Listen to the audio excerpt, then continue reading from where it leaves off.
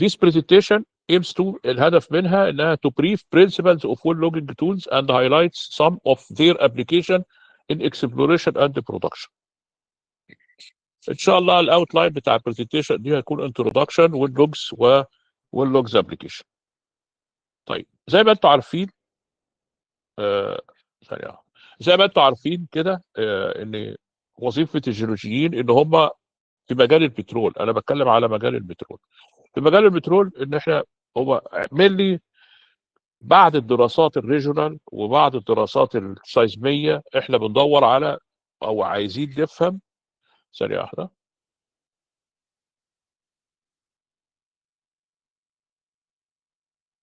نفهم السيديمنتري بيزنز اللي موجوده والبتروليوم سيستم. يعني ايه بتروليوم سيستم؟ البتروليوم سيستم هو ان انا يتوفر عندي سورس وريزرفوار وكاب واونيون ومايجريشن باث. دولت اربع خمس حاجات اللي هم يعني سورس ومايجريشن ريزرفوار وكاب ومايجريشن باث. وطبعا اكيد يبقى لازم يكون عندنا اويل. فهو ده احنا بندور جوه البيزن على الكلام دوت. طيب هنا الجيو ساينس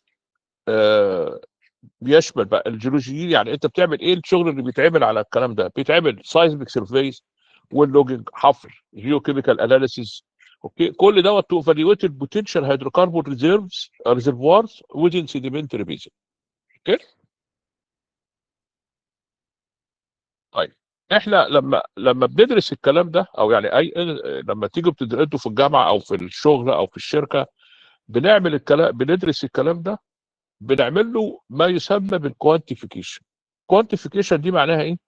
ان انا اعرف الاستورج قد ايه، عندي اويل قد ايه وهيطلع كام. لان هو مهم جدا. ممكن يكون عندي اويل بس مش هيطلع موجود جوه ريزرفوارز.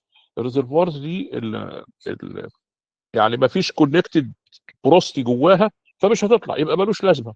وبالتالي احنا هنطلع قد ايه؟ انا عندي مثلا فيلد مثلا في 25 كيلو متر مربع هحفر فيه 5 ابار، الريت بتاعي هيبقى قد ايه؟ هحفر فيه 10، الريت بتاعي هيبقى قد ايه؟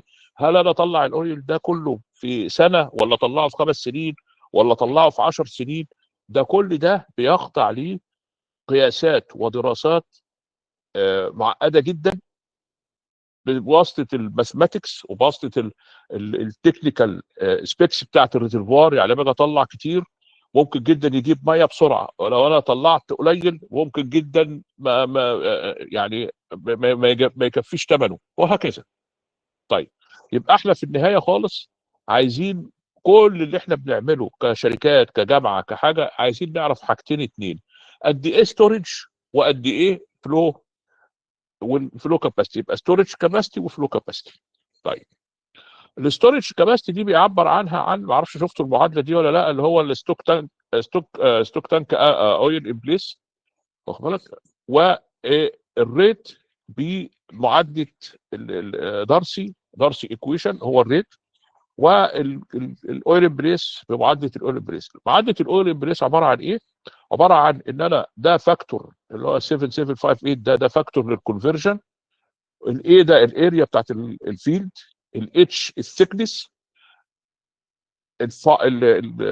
الفاي علامه الفاي العلامه دي اسمها فاي دي البروستي او البور سبيسز مضروبه في 1 ناقص الاس دبليو 1 ناقص الووتر ساتوريشن يعني اللي هو الهيدروكربون ساتوريشن. يبقى انا اقدر اعرف الاول البي سب او ديت.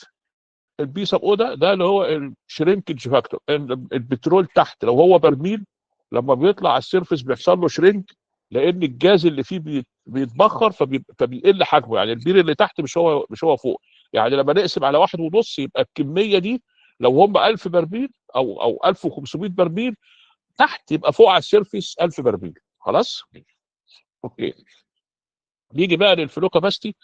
الفلو كاباستي عباره عن ان انا برميابيليتي في اريا في دلتا بي. دلتا بي ده اللي هو البريشر في البور هول ناقص البريشر في الفيلد اوكي على الفيسكوستي في اللينس بتاع الفيلد.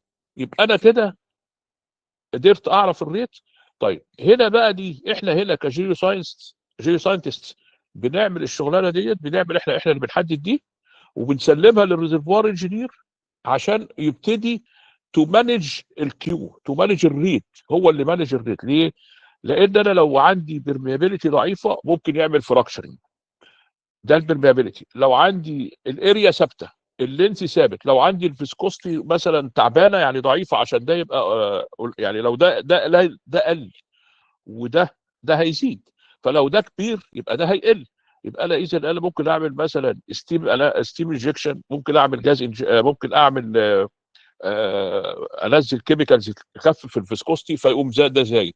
وفي نفس الوقت الدلتا بي، ممكن الدلتا بي دي انا عندي الريزرفوار ده، الدلتا بي دي هتساوي بي الريزرفوار ناقص البي في البور هول او الويل.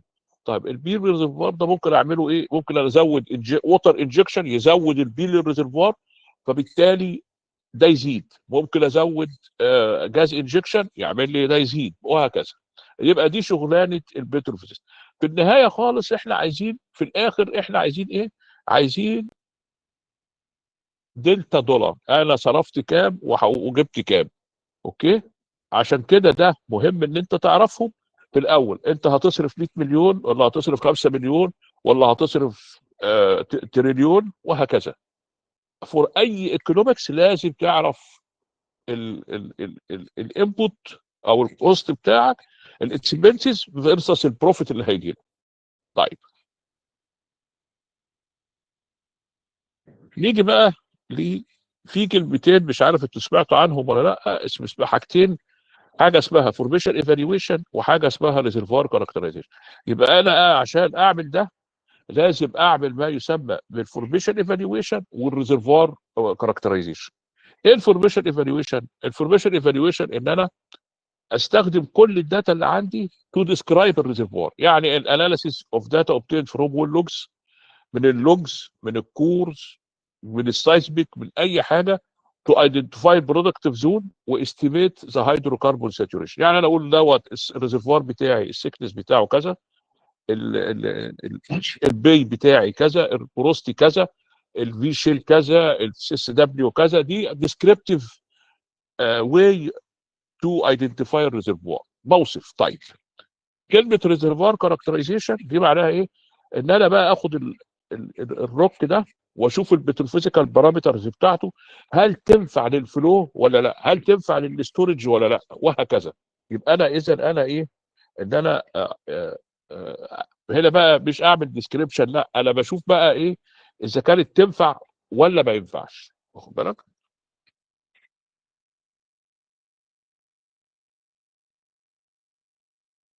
طيب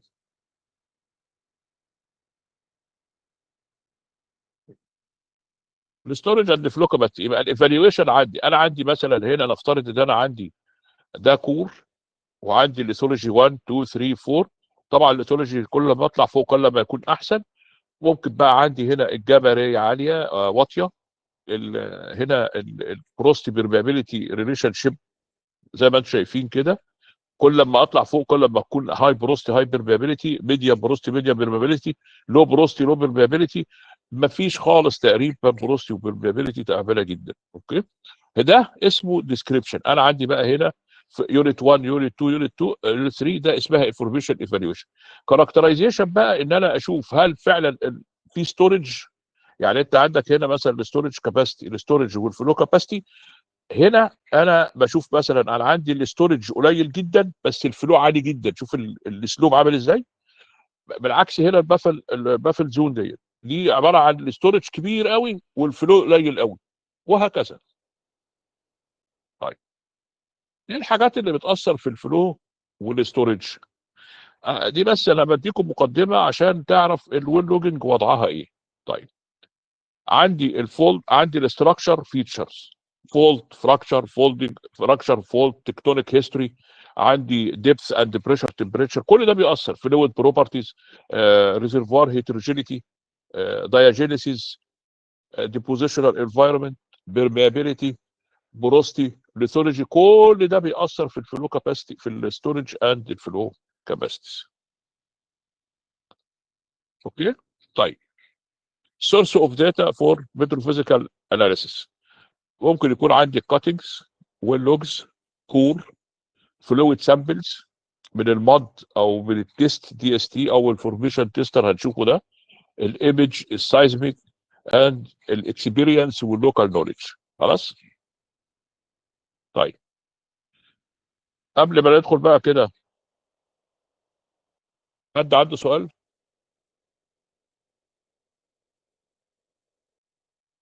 اروى، حد عنده لو سؤال يا حد شباب؟ عنده سؤال يقدر يرفع ايده عادي ويسأل. يعني قبل ما اخش على السيشن الجاي.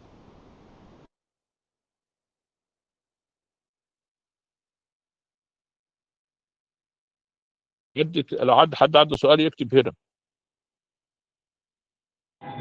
يا جماعه، نعم ما حدش معلش. يتكسف من حاجه، ما حدش يتكسف من حاجه. احنا هنا دي علم، يعني ما فيهاش مشكله خالص. لو في حاجه مش يعني مش فاهمها في الاول عشان تمشي معانا في السيشن. ها، كمل. كمل يا دكتور، ما اعتقدش حد عنده سؤال. طب خلاص، الحمد لله. ما عندهمش سؤال يعني مش فاهمينها خالص. اوكي. طيب.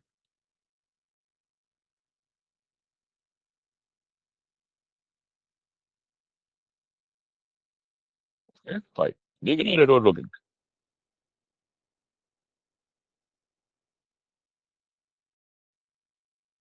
احنا خدنا هنا، احنا قلنا الستورج كاباسيتي او الاويل امبريس، الستورج بتاعي في البروستي وفي الووتر ساتوريشن وفي الاتش. الثلاثه دولت من اللوجز. الاي دي من السايزميك، الاي من السايزميك، والاتش طبعا من السايزميك. بس هو يعني هم دولت يعني هنا من لوجز كات ويل، لكن ات فيلد دي من السايزميك. يعني على فيلد سكيل الاي والاتش دي سايزميك. اوكي. الاتش في الفيلد قد ايه باي، قد ايه زون الريزرفوار سيكنس وهكذا، ده من اللوجز. يبقى انا عندي البروستي والووتر ساتوريشن. يبقى انا عايز الايه، عايز قد ايه بورز موجوده وقد ايه ووتر موجوده في ال وقد ايه ووتر موجوده في البورز دي. البرميابيلتي دي من الكون، مفيش تول تانية بتدي برميابيلتي الا الكون. لكن في معادلات ممكن بعملها كاليبريشن او بقضاهيها بالكور. ممكن اطلع معادلات. يعني في معادلات امبيريكال ان انا ممكن اطلع منها كي. اوكي. الفيسكوستي دي بتتقاس بعدين زي ما احنا قلنا الاي والال ده برضو سايزميك. الدلتا بي ده ممكن احنا بنديه للريزرفوار انجينيرز او الريزرفوار انجينير بيجيبه اثناء وهو شغال في الفيلد، بيبقى عارف البريشر بتاع الريزرفوار قد ايه. خلاص.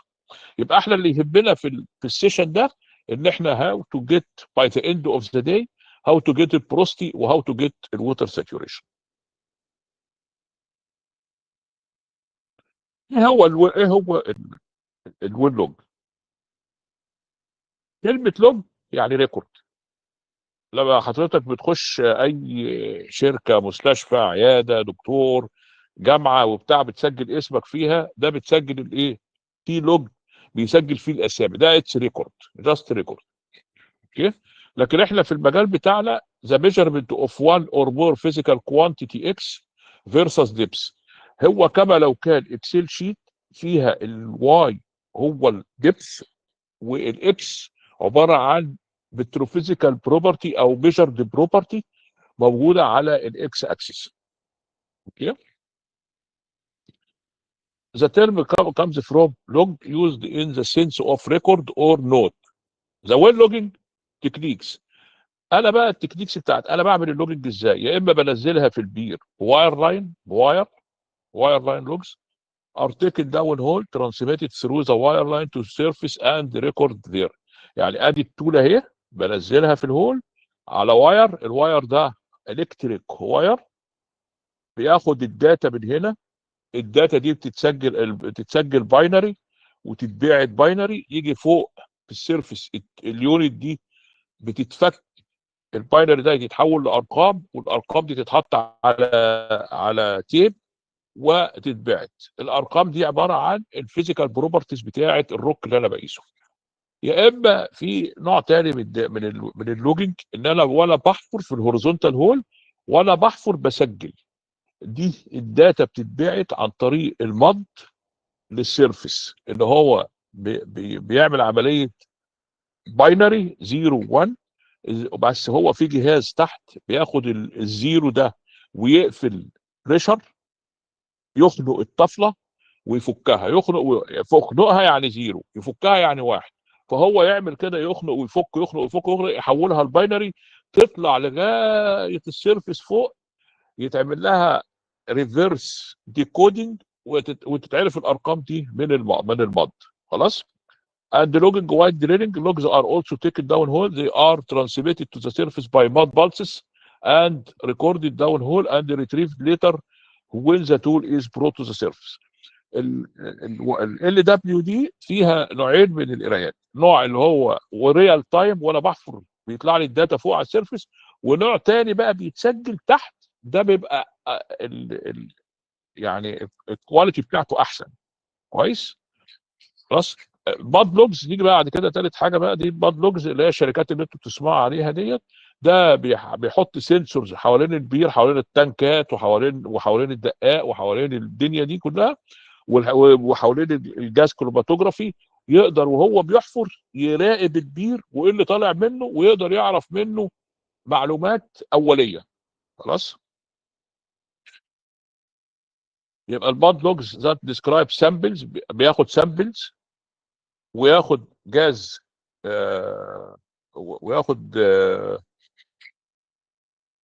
وياخد جاز سامبلز برضه بيعملها كروماتوجرافي. خلاص. اوكي. وبتتسجل على السيرفس. كلمه بتروفيزيكس بقى هي دي عباره عن ايه؟ It is the study of the rock properties related to the pore and fluid distribution. بترو يعني روك، فيزيكس بتدرس الفيزيكس بتاعه الروك. خلاص. الويل لوجز بقى ايه ده؟ طيب، اللوجز بيستفيد منها الجيولوجي. غريب. اللوجز بيستفيد منها الجيولوجي. اوكي. عايز يعرف الدبس بتاع الفورميشن ايه، بتبتدي منين، الماركر يعني التوب دبس بتاع الفورميشن ايه، الانفايرمنت، هل هي في الديبوزيشنال انفايرمنت تنفع ان هي يتكون فيها اويل ولا لا، الايفيدنس اوف هيدروكربون، التايبس اوف هيدروكربونز، كان جاز او اويل او كوندنسيت. اوكي. هل الهيدروكربون ده كوميرشال ولا نوت كوميرشال. اوكي. الريزيرفز قد ايه، كود ذا فورميشن بي كوميرشال ان الاوين. يبقى كل ده جيولوجي انا بساعده فيه. الجيوفيزيست عايز يعرف برضو الماركر توبس، التوبس اللي هو بيعمل لها بريدكشن من على السايزميك، هل هي موجوده ولا لا، في البوتنشال اسبورس ولا لا. بنعمل حاجه اسمها سينثيتك سايزميك سيكشن عشان تكاليبريت السايزميك باللوجز. اوكي. الريزرفوار انجينير عايز يعرف السيك البي ثيكنس قد ايه، هل هي هوموجينيوس ثرو الويلز ولا لا، هل يعني البير ده هيجيب ثمن ولا لا، هاو لونج ات ويل تيكس تو بروديوس، وهكذا. والبرودكشن انجينير ليه ابلكيشن، الدريلينج برضه ليها ابلكيشنز. عندي نوعين من اللوكس. احنا اتفقنا ان احنا دلوقتي بنحفر، بنجيب الريزيرفز بتاعتنا والووتر ساتوريشن والبروستي، ونديها للريزرفوار انجينير عشان هو تو مانج الريت، وتو مانج الحاجات اللي طالعه الانتاج البرودكشن من الفيلد. طب وانا بعمل برودكشن، هل انا بسيب الفيلد كده وامشي، يعني يطلع ما يطلعش، يجيب ميه، يحصل له مشكله؟ لا. ففي نوعين من اللوجز. في اوبن هول لوجز اللي انا بعملها وانا بحفر، ده اسمها اوبن هول لوجز. بعد ما تمشي ويتعمل لها ويتحط على البرودكشن، دي بتتسمى كيز هول لوجز. اوكي. فانا عندي الاوبن هول لوجز، المين اوبجيكتيف بتاعنا فورميشن ايفالويشن، بطلع منها ليثولوجي، شيلنس، بيد سيكنس، بوروستي بيرميابيليتي اندكس، ووتر ساتوريشن فلويد كونتاكت، فورميشن بريشر، فلويد سامبل، فورميشن ايمج، وان سو اون، وسايزميك كاليبريشن. طيب الكيسد هول بعمل 3 حاجات. اوكي. الكيسد هول مونيتور الووتر ساتوريشن تشينج بيهايند الكيسنج. زي ما انتم عارفين. اوكي.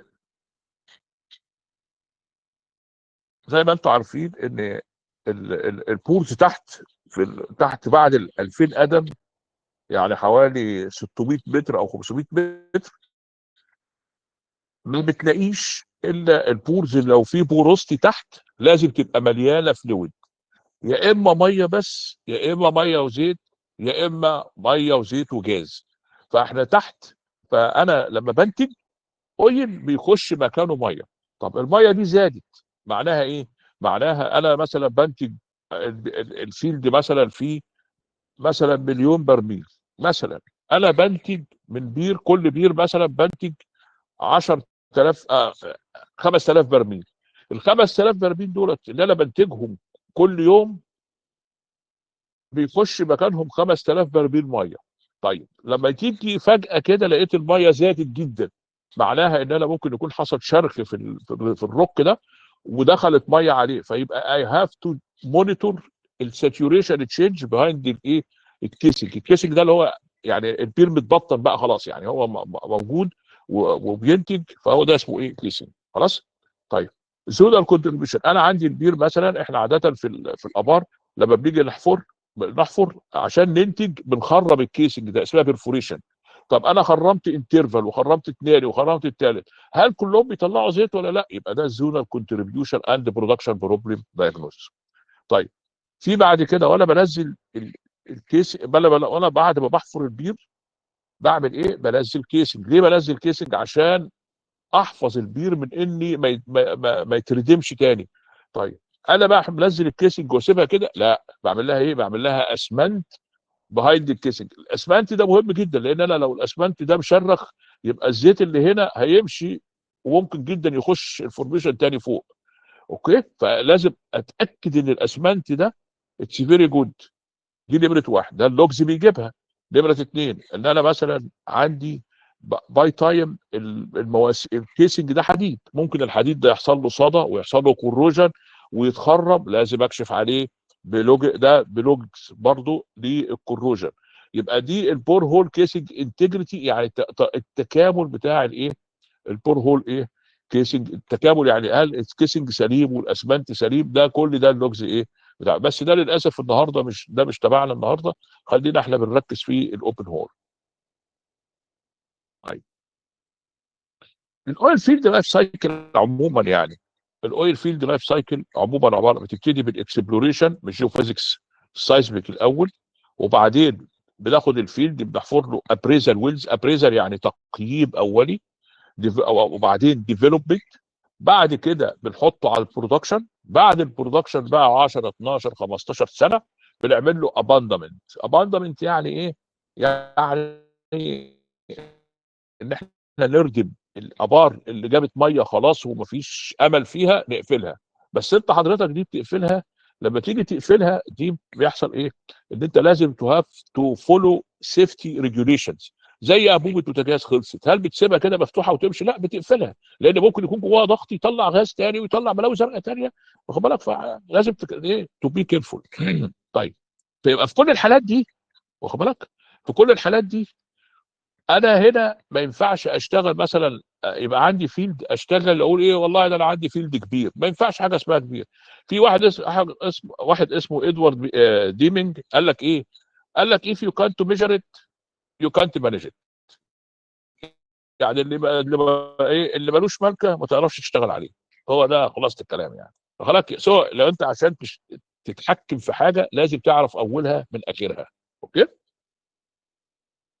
طيب لما نيجي نعمل لوجينج ده اسمها داتا اكوزيشن. كلمه اكوزيشن يعني ان انت تحصل على الداتا، سواء كان سايزميك اكوزيشن، لوجينج اكوزيشن، اي حاجه بتطلبها وانك انت بتسجلها اسمها داتا اكوزيشن. اوكي. طيب لو انا عندي البرودكشن، لو انا رسمت بلوت كده البرودكشن باي تايم هتلاقي الفيلد بتاعي بيبتدي بالاكسبلوريشن، واخد بالك، وهنا موستلي اوبن هول لوجز دي نمبر اوف ويلز الاحمر ده. شوف هنا النمبر اوف ويلز بيبقى 1 2 وبعد كده يزيد في الديفلوبمنت بقى، يبتدي يزيد وبعدين يبتدي يمشي بطيء قوي لان عدد الابار ما بتزيدش كتير، وبعدين بيبتدي يزيد تاني لما يحصل ان هو حصل له ديكلاين. هعمل ذا سكندري ريكفري، يعني هبتدي اعمل وسيله تانيه. يعني الاول هو هينتج ناتشرال وبعدين يهبط، اقوم عامل له مثلا وسيله تانيه عشان ازود الانتاج وازود الابار، وبعدين يهبط تاني اقوم عامل له تيرشري ريكفري، واخد تيرشري ريكفري عشان يزيد شويه. وبعد كده بقى خلاص هو لما بيبتدي بقى اباندمنت خلاص ما فيش، الابار ثابته ما بتقلش يعني ما بتزيدش خلاص. خلاص. فانا هنا في مرحله الاكسبلوريشن ومرحله الديفلوبمنت بتبقى موستلي اوبن هول لوجز. بعد كده بقى وهو بينتج هبط ليه دي، ده ممكن نتيجه ريزرفوار انجينيرنج. هنا بقى المونيتورنج لوجز بقى ايه بتبتدي تشتغل في الحاله دي موستلي كيزد هول لوجز. هو هنا مشكله ان انت الداتا اللي بتاخدها من حته، الداتا لو فقدتها يو لوست، يعني البير اللي بتحفره وما خدتش فيه داتا يو لوست، يبقى دفعت كتير وما خدتش داتا. الداتا دي فيري امبورتنت ايشيو في الاويل بزنس. نيجي بقى للوجنج تولز اند فيزيكس. اللوجنج تولز، يعني اللوجنج تولز عندي بتعتمد على اربع آه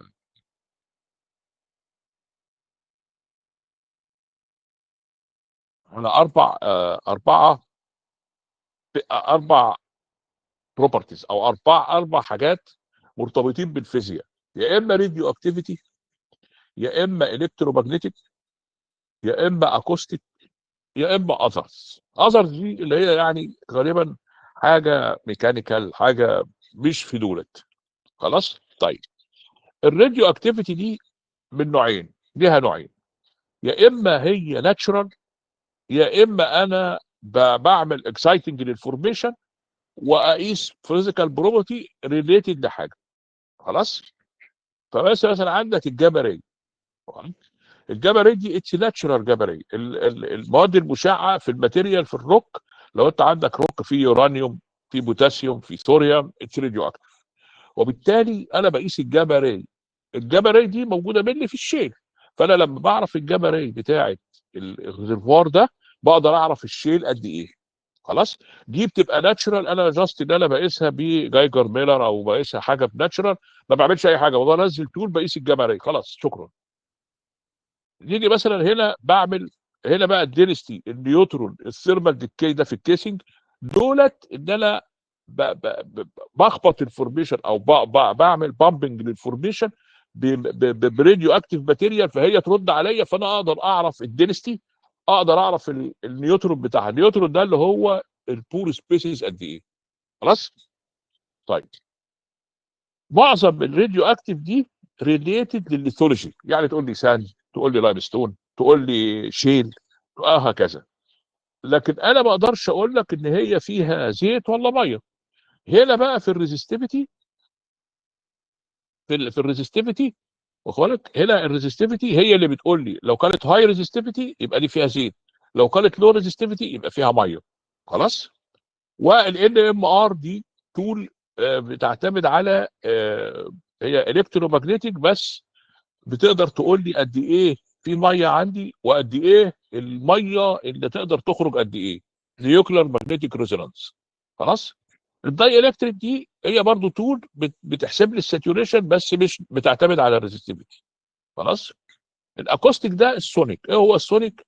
ان انا عندي سرعه الصوت، لو جبت حضرتك انت كده كوبايه ميه ورنيت عليها بتلاقي صوتها مكتوم. ليه؟ لان ما فيهاش بورز خالص، مكتومه. لكن لو هي فاضيه وجيت رنيت عليها بتلاقيها بترن. هم خدوا النظريه دي وابتدوا يعرفوا الفورميشن دي فيها بروستي ولا ما فيهاش من السونيك. خلاص. طيب نيجي بقى للاذرز اللي هي ايه، حاجه مش ريليتد للفورميشن، حاجه بقى انا بقيسها ميكانيكال من بره زي البي ال تي، الكاليبر، البرودكشن لوجنج تول، يعني دي تبع الكيسد هول لوجز، والفورميشن بريشر. اوكي، والكاليبر. احنا طبعا هنجو اي ويل جو ثرو all this in very fast. اوكي، قبل ما ادخل في سؤال يا شباب؟ ها،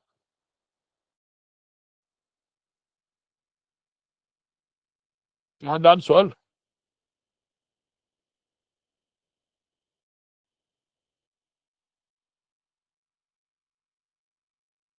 مين اللي عايزه تشرح الطريقه الثانيه دي لو سمحت؟ اي طريقه؟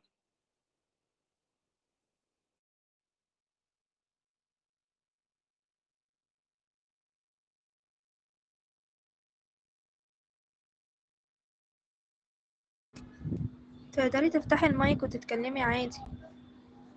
افتحي افتحي افتحي.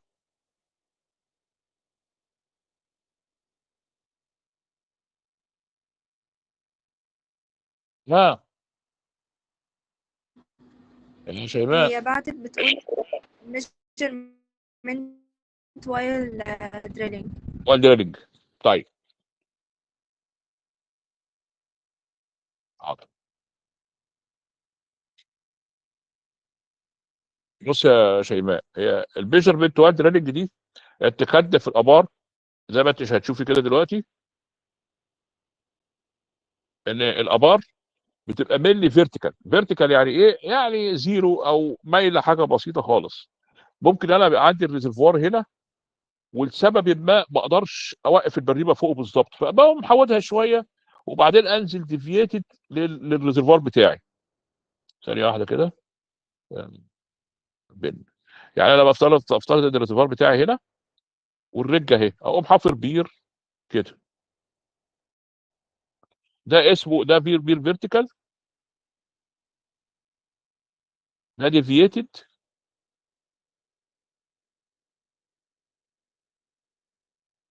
ده فيرتيكال. اللوجز تقدر تنزل هنا لغايه 55 درجه ميل، اكتر من كده ما ينفعش. فانا بنعمل ايه بقى؟ فانت نفترض ان انا بقى عندي بير هوريزونتال كده، انا بقى عندي الريزرفوار هنا والرج هنا، فانا بحفر بير هوريزونتال. الهوريزونتال ده انا مش هعرف انا همشي في الريزرفوار شكله ايه، هل هو همشي في شين ولا همشي في سند. فبنزل لوجز معاها وانا بحفر، بتوريني نوع الفورميشن دي ايه، وبتعمل لي كل حاجه. دي اسمها ال دبليو دي، لوجينج وايل دريلنج. دي بتسجل لي الداتا كلها، وبقدر اعرف انا ماشي فين بالظبط. لو ماشي في شيل اقدر اخرج منه، ماشي في ساند مثلا يبقى هو ده اللي انا عايزه، وهكذا. دي اسمها ال دبليو دي، لوجينج وايل دريلنج. اوكي.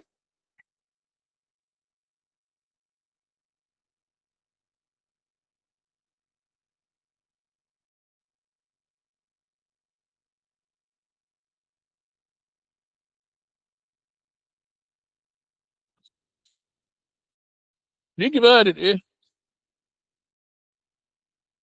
نيجي بقى الستيجز اوف دريلنج ويل. انا لما البريمه بقى خلاص، احنا بقى السايزميك خلاص، وقال لك ان هنا في بوتنشال لهيدروكربون، فنبتدي نحفر في اول بير او تاني اول بير. فالبريمه بيعمل ايه؟ بنروح نحفر بقى، سواء كان بير بقى اكسبلوراتوري في المرحله الاولانيه، او بير ديفلوبمنت في المرحله الثانيه، او ابريزل، يعني انا عايز اعرف الحدود بتاعتي فين في الفيلد. يعني بحفر بير في الاول على الكريست، على احسن حته، وبعدين امشي في اسوأ حته شمال واسوأ حته جنوب، لقيتهم وحشين جدا ابتدي ادخل جوه شويه، بحيث ان انا اقدر اعمل ما يسمى بالديلينيشن للايه؟ للريزرفوار بتاعي. بيسمى حتى ديلينيشن ويل، يعني انا اعرف الفيلد بتاعي حدوده فين من البتاع دي، من الحفر. خلاص طيب. فهنا نيجي اول حاجه دريلنج. الدريلنج ده بحفر سيكشن اولاني، وبعدين بعمل له لوجينج. اوكي، بعمل له لوجينج. لازم اللوجينج مجرد ما اخلص اعمل له لوجينج، بعد كده انزل كيسنج واعمل لها اسمنت زي ما انتم شايفين كده. اوكي.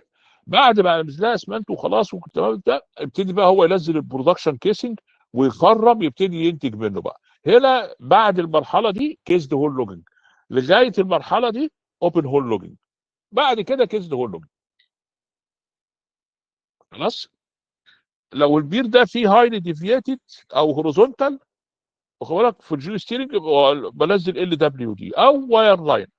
اوكي. هنا بقى الدينستي والريزستيفيتي والجاما راي والسونيك والايمج كل ده بنزله قبل ما انزل كيسنج، لان ممكن جدا بعد ما احفر ما الاقيش فيه حاجه، خلاص اعمل له بلاجنج اند اباندمنت وانقل على بير غيره.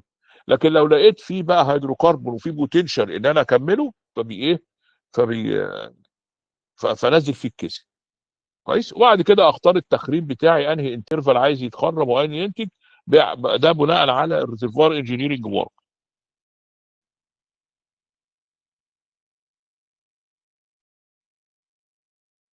طيب، التول لوجينج كونفي ميثودز، انا بنزل التول دي بنزلها بكام طريقه. احنا اتفقنا ان احنا في البير الفيرتيكال بينزل واير لاين، حبل كده زي حبل السبت لو مؤاخذه، واخد بالك، انزلها كده واطلعها وشكرا على كده. في ال دبليو دي ممكن لوجينج واير دريلنج، وانا بحفر بحط التول في المواسير الحفر وبحفر. طيب، في بقى في الهوريزونتال هول بقى في الكيست هول لوجينج بقى يسمى بالكول تيوبنج. الكول تيوبنج ده حاجه عامله زي الزنبلك كده، درام كبيره جدا عامله زي الزنبلك، انا اول بحط فيها الكيبل وبحط التول وافردها تزق التول في الهول ده في الهوريزونتال هول. كويس. وفي بقى في طريقه تانية بقى، لو الهول معقربه ومعصلجه وفيها وانا بحفر وتعبانه جدا، بنزلها حاجه اسمها تاف لوجينج كونديشنز، بطريقه معينه بنزلها على الدريل بايب، ما بنزلهاش على كابل. يعني انا بلضم الكابل في الدريل بايب كده، هو كده يعني بلضم الكيبل جنب الدريل بايب كده، وابتدي انزل دريل بايبس على طول، يقوم عامل لي ايه؟ يقوم عامل لي ايه؟ يسجل. واخد بالك، بس انا هنا بحط التول في الايه؟ في مواسير الحفر دي، اسمها تاف لوجن كونديشنز. اوكي. وبعدين اخر تول بقى بان انا التراكتور ده عباره عن زي القطر، زي اللي هو التراكتور اللي هو الجرار بتاع القطر، احط التول واخلي الجرار ده ينزلها لي لغايه تحت ويطلعها. خلاص. ده كل يبقى ده وده وده في التولز اللي هي في الهولز المعقربه اللي هي صعبه. خلاص. دي شكل اللوجنج تول العاديه اللي هو في الواير لاين، هي دي شكلها كده، بيبقى عباره عن زي الماسوره كده كلها الكترونكس من جوه، بتتركب مع بعض، ممكن ان هي تتوصل مع بعضها تبقى تول واحده، طولها حوالي 90 قدم، او ان هي 30 يعني الدنستي 30 النيوترون 30 وهكذا، ينزلوا تحت يبقوا 120 قدم، ده بننزلهم بالواير لاين. ال دبليو دي بتبقى اقصر شويه، وبتتحط مع الحفر، وفيها بقى حاجات اكسسوارز، فيها موتور يلففها تحت، وفيها بالسر يعني عشان الداتا زي ما احنا اتفقنا. خلاص. طيب، ده شكل اللوج عاده، يعني شكل الهيدر بتاع اللوج بيبقى عباره عن اسم الشركه شرامبرجير، وده نوع اللوج، وبيبقى فيها بقى بعض المعلومات، كل المعلومات اللي احنا محتاجينها بتبقى موجوده هنا. وبعدين بيبقى عباره عن هيدر، وفيها التول سكتش، التولز اللي نازله دي فيها ايه وايه وايه وايه، وبعدين فيها شكل البير ايه، الكيسنج بتاعي اللي قبل كده ايه، والكيسنج وانا بحفر في الهول رقم الهول كام، 8.5 انش هول، 9 و5 اتمان، 12 وربع وهكذا. وبعدين المين لوج، وبعدين انا طبعا المين لوج ده انا بقى يعني هو بيسجل لي اللوج هنا، وبعدين بعمل ريبيت سيكشن، لازم اعمل 200 300 قدم عشان اتاكد ان التول شغاله، لازم انها بتعيد نفسها تاني. كويس. فيها ريبيتابيليتي. خلاص. طيب، وبعدين تحت خالص بقى في جزء للكاليبريشن. ايه هو الكاليبريشن؟ ان انا عندي التولز دي جايه من مثلا مسافره مثلا من مصر، من هنا من دهشور راح الصحراء الغربيه، راكبه تراك وماشيه واتخبطت واترزعت وبتاع، ممكن تكون باظت، فبيتعمل لها كاليبريشن، صيانه في او زي صيانه في الورشه هنا، وبيتعمل لها كاليبريشن وصيانه على الرجل، وبتعمل لها كاليبريشن وصيانه بعد ما تطلع من الهول، ولازم نتاكد ان القرايات اللي قبل ما تنزل هي نفس القرايات اللي ايه بعد ما تطلع، لان ممكن جدا درجه الحراره بتاعت الهول اثرت، درجه حراره الهول يعني درجه حراره البير بتبقى حوالي 200 درجه مئويه، فممكن تكون اتاثرت، ممكن يكون الالكترونكس اللي جوه اتاثرت، فلازم اتاكد ان انا اللي نازل قد اللي طلع، فلا دي بتتسمى في الكاليبريشن. وده السكيل بتاع كل تول. الجاما راي بتبقى من 0 ل 100، الكاليبر من 6 ل 16، الاس بي وهكذا، الدينستي من كذا لكذا. وكل تول كل تول ليها كل ميجرمنت ليها سكيل.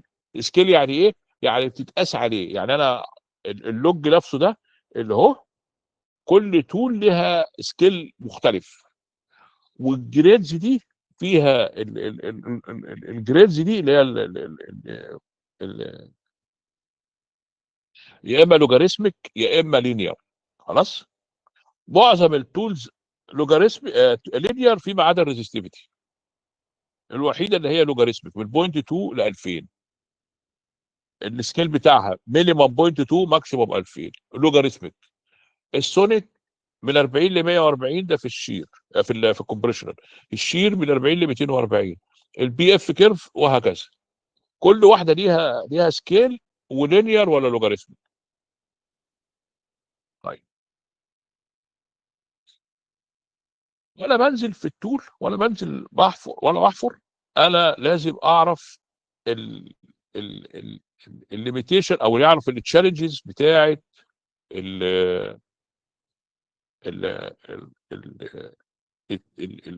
الانفايرمنت اللي انا شغال عليه. على سبيل المثال يعني للتقريب المسافه مثلا، عشان التقريب يعني انت حضرتك مثلا مشتري عربيه مرسيدس، ومفروض تقطع المسافه من النقطه A للنقطه B دي في ساعه زمن، لكن انت حضرتك ما عملتش حساب المطبات، ما عملتش حساب الطينه اللي موجوده في الشارع.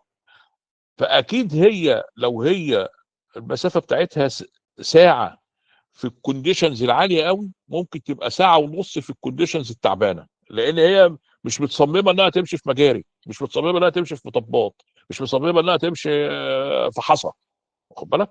فهنا التشالنجز بتاعت اللوجنج تول دي، واخد بالك، اول حاجه الفوليوم اوف ميجرمنت، اللي انا عندي بنزل كذا تول، ريزستيفيتي، راديو اكتيف، اكوستيك، وتلاقي كل تول بتقرا في حته. يعني هي هم نازلين كلهم مع بعض، بس كل تول ليها ايه؟ ليها ديبث اوف انفستيجيشن، يعني بتشوف الفورميشن من جوه قد ايه، وبتشوفها فيرتيكالي وهورزونتالي. فيرتيكالي بتشوفها قد ايه؟ يعني مثلا عندكم مثلا على سبيل المثال مثلا ايه الجاما راي. الجاما راي دي بتشوف في خلال 30 سم فيرتيكال وحوالي 50 سم هورزونتال. يعني الفوليوم بتاعتها 30 في 50، يعني حته قد قلب الطوب. كويس؟ هي بتشوفها كده. في حين ان الدكشن مثلا الريزستيفيتي بتشوف 80 سم مع، وتخش جوه الفورميشن 250 سم، حوالي مثلا لو قسمناها على 3، واخد بالك، 2 متر 2 متر ونص تقريبا. واخد بالك؟ بس فهنا فكل تول ليها ديبس اوف انفستيجيشن ومع ريزوليوشن. ريزوليوشن يعني فيرتيكال قد ايه. خلاص. طيب الفوليوم اوف ذا فاريوس تول هافينج ديفرنت سامبلنج ريت، ديبس اوف انفستيجيشن، فيرتيكال ريزوليوشن، statistical سامبل افكت. النيوترون مثلا دي لانها نيوترون، لو قعدت تول مرتين بتلاقيها مختلف، لانها بتعمل كاونتس، فيعني دي حاجات عاديه. خلاص. البور هول كونديشن، ماد انفيجن، انا بحفر بنزل حاجه اسمها مض. ليه المض ده لازمته ايه؟ نمره واحد وانا بحفر بيحافظ لي على، ثانيه واحده، يعني انا بحفر، انا مثلا بحفر اهو، ده ديبث، ده انترفال. كويس؟ بحفر كده، انا بحفر اهو، انا عندي الفورميشن كده وادي الفورميشن اهي.